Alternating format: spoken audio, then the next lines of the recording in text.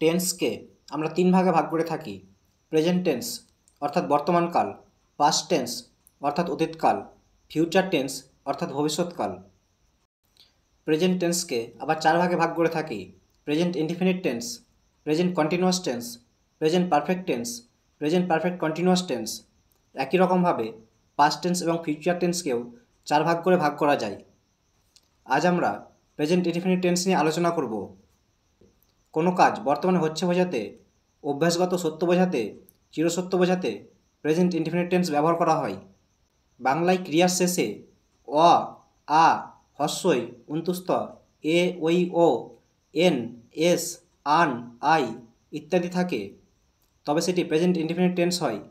ক্রিয়ার যে রূপের দ্বারা ক্রিয়া এখন ঘটছে বোঝায় সেই সময়কে বর্তমান কাল বলে।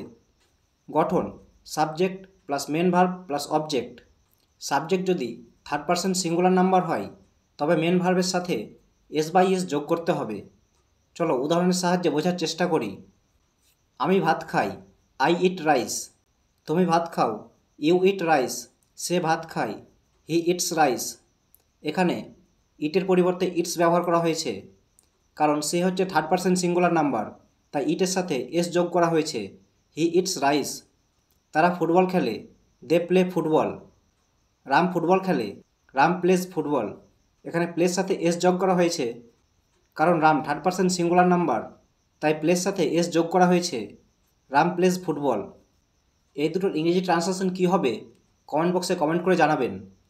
আমরা ক্রিকেট খেলি, সে স্কুলে যায়।